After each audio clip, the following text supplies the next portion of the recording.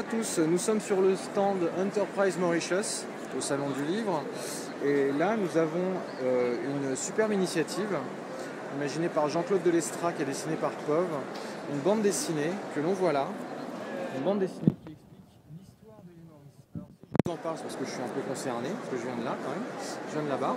Et là donc on va vous en parler un peu plus en détail. Alors est-ce que vous pourriez nous en parler un peu plus? Bonjour.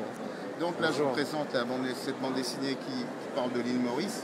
Ça a été imaginé par Jean-Claude Delestrat et Ouais. les dessins ont été réalisés par Pov. Et ce bouquin a été édité par ELP Éditions Le Printemps. Ouais. Je vais vous faire un petit tour dedans un peu. Voilà. En fait, c'est un bouquin qui a été fait pour les enfants afin qu'ils sachent d'où ils viennent en fait, c'est ça hein. Exactement. Et là, on voit un peu comment c'est à l'intérieur. Les images de Pov. Voilà un peu, Donc en fait, le point de vue qui est développé dans ce bouquin, c'est celui de Monsieur Delestrat. Oui. C'est un peu l'histoire aussi, un peu de Maurice. Vous voyez un peu les dodos sont là avec les oiseaux, un peu le paysage, donc en toujours gros, le il soleil. explique, dans ce bouquin en fait, Monsieur Delestrat, qui est un personnage à part entière, explique l'histoire de Maurice aux petits-enfants.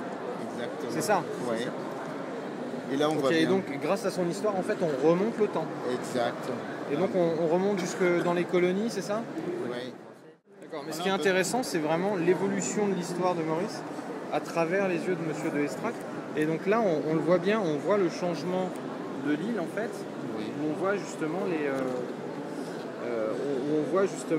d'abord les natifs qui deviennent des esclaves et qui par la suite sont émancipés.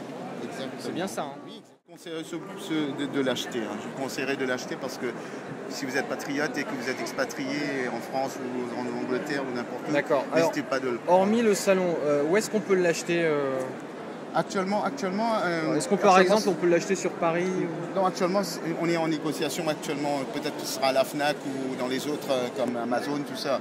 Mais disons qu'il y a qu'un an que ça a été réalisé, donc ça va prendre un peu de temps avant qu'on le distribue comme il faut. Il faut trouver les distributeurs. En tout cas, merci. De rien, monsieur. Enchanté. Au revoir. Bonjour à tous, nous sommes au Salon du Livre, des éditions Mnemos, avec Charlotte Bousquet, qui est auteur d'un bouquin qui s'appelle Arachnae, que vous voyez là. Tout d'abord, bonjour. Et j'aurais une première question à vous poser, c'est qui êtes-vous, que faites-vous Alors, je suis philosophe de formation, j'ai fait des études de philosophie et comme je n'ai jamais cessé d'écrire en même temps, quand j'ai terminé ma thèse, j'ai commencé à publier des romans. Donc là, je dois avoir 13 romans publiés. Dont, 13 romans? Ouais. Ah ouais, quand même. Dont Arachnae aux éditions Mnemos. J'aurais voulu savoir de quoi parle ce bouquin alors, parce que on devine qu'il doit y avoir une histoire d'araignée là-dedans. Alors oui, parce que la ville est une araignée en fait. D'accord. C'est une double intrigue à la fois policière et politique dans un univers qui s'appelle l'Archipel des Numinés, qui est dirigé par des femmes. Donc on va suivre les tribulations d'une jeune breteuse qui s'appelle Théodora, qui va tenter de comprendre pourquoi des enfants sont retrouvés dans des conditions affreuses dans les bas-fonds de la ville. Donc en fait c'est une enquête. Voilà, c'est cette partie-là est une enquête. Et de l'autre côté, on suit les démêlés politiques du prince Alessio avec ses conseillères qui sont des magiciennes et qui essayent de le détrôner. Donc ça fait partie d'un cycle, si vous voulez, donc l'Archipel des Numinés, donc le prochain tome sort dans pas très longtemps, c'est Teriae qui sort dans pas très longtemps, qui n'est pas vraiment une suite mais qui a un fil rouge. Ça se passe dans un univers complètement imaginaire, parce que vous avez parlé de magicienne en tant que ministre. Je pense que voilà, on voit pas ça tous les jours.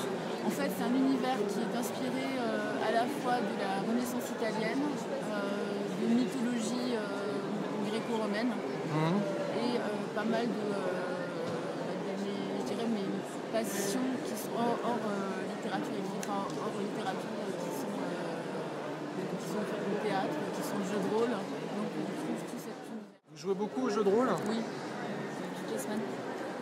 D'accord. Voilà.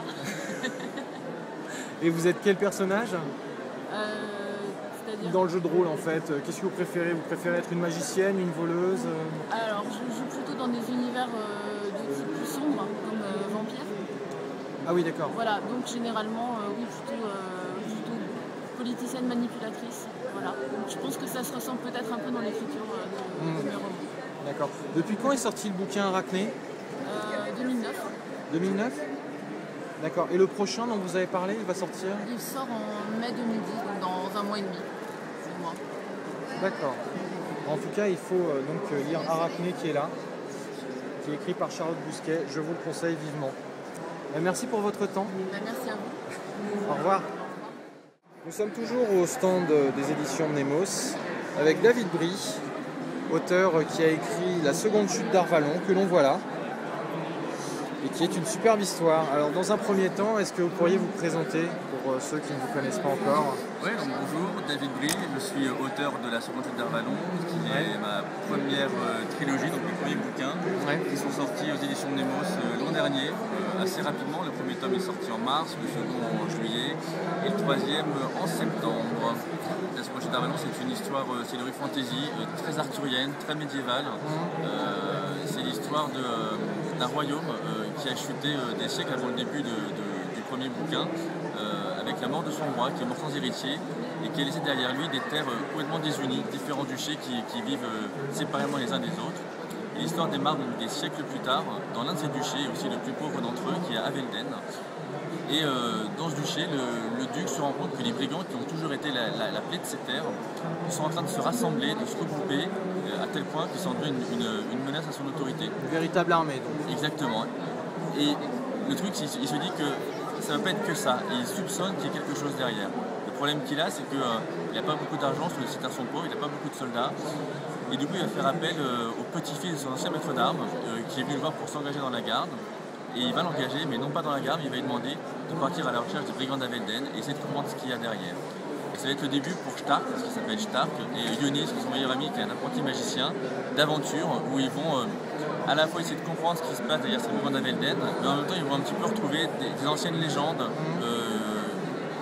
des chants qui semblent de manière assez surprenante parler à la fois du passé et de la mort du roi, qui est mort donc il y a très longtemps, et d'événements qui sont pour autant très contemporains. Et du coup, à travers toutes les aventures, ils vont essayer un petit peu de comprendre le passé, le présent, et essayer d'imaginer ce qui pourrait se passer derrière tout ça. C'est une histoire assez épique, j'aime beaucoup les grandes batailles, donc il y en a quelques-unes. Des affrontements dantesques, donc. Oui, j'aime bien ça, avec des héros qui sont très humains. Ce que j'aime beaucoup chez mes héros, c'est qu'ils ne sont pas forcément plus forts que les autres, pas toujours plus intelligents. Des fois, ils sont vraiment à voir. Mais ils ont un vrai sens de l'engagement, c'est qu'ils sont là pour défendre leur terre parce qu'ils aiment leur terre, ils partagent les valeurs de leur duc, et du coup il y a un vrai sens de l'engagement.